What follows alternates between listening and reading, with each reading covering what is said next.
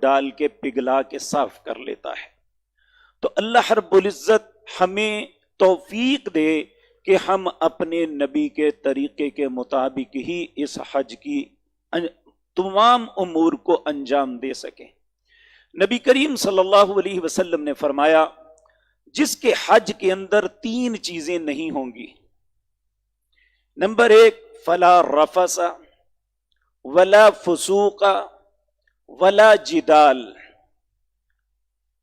فلا رفث، رفث کہتے ہیں سیکس کے متعلق کوئی بھی بات، چاہے وہ زبان سے ہو، آنکھ سے ہو، ہاتھ سے ہو یا کردار سے ہو، وہ ایسا نہیں کرے گا۔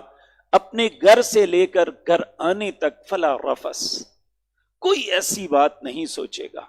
حتیٰ کہ ایک منکوحہ جو ہے، عورت یا مرد جن کا آپس میں نکاح ہے، حالت احرام میں وہ بھی اپنی سوچ کو پاکیزہ رکھیں، اس طرف اپنی سوچ کو نہیں لائیں گے۔ یہ صرف حالت احرام میں ہے۔ تو ولا فسوق، دوسری بات ہے گناہ کوئی نہیں کرنا، وہ چھوٹا ہے یا بڑا، ہر گناہ سے اپنے آپ کو ان حالتوں میں حج کے سفر کے اندر، حج کے انجام کو، امور کو انجام دیتے ہوئے یہاں تک کہ واپس آ جائیں، کوئی گناہ نہیں کرنا۔ ولا جدال، مختلف ذہن، مختلف اقوام کے لوگ اکٹھے ہوتے ہیں، ذہن جب نہ ملتا ہو تو کلیش ہو جاتا ہے، تو کہا ولا جدال، لڑنا بھی نہیں، کسی کے ساتھ کوئی بات نہیں۔ اگر کوئی غلط بھی کرتا ہے تو آپ نے درگزر کرنا ہے۔ جس بندے کے ان اعمال کے اندر جو حج کے امور ہیں، حج کے مناسک ہیں، ان 3 چیزوں سے اپنے آپ کو بچایا، جب وہ حج کر کے واپس آئے گا اس کا حج حج مبرور ہوگا۔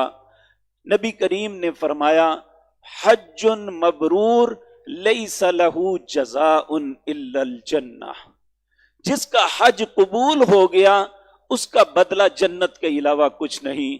اللہ آپ سب کے نصیب میں کر دے۔ اور ایک حدیث میں نبی کریم صلی اللہ علیہ وسلم نے یہ بھی ارشاد فرمایا کہ جو شخص حج مبرور کرتا ہے، جب وہ حج کر کے واپس پلٹتا ہے، اس کے کیفیت یہ ہوتی ہے جس طرح ایک بچے کو ماں جنتی ہے، اس کے اوپر کوئی گناہ نہیں ہوتا، اللہ اس طرح اس ایماندار مرد اور اس ایماندار عورت کے گناہوں کو اس طرح صاف کر دیتا ہے کہ جس طرح آج ہی اس کی ماں نے اسے جنا تھا۔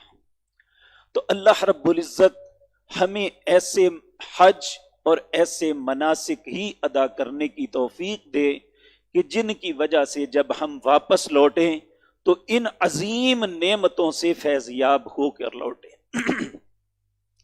میرے عزیز بھائی،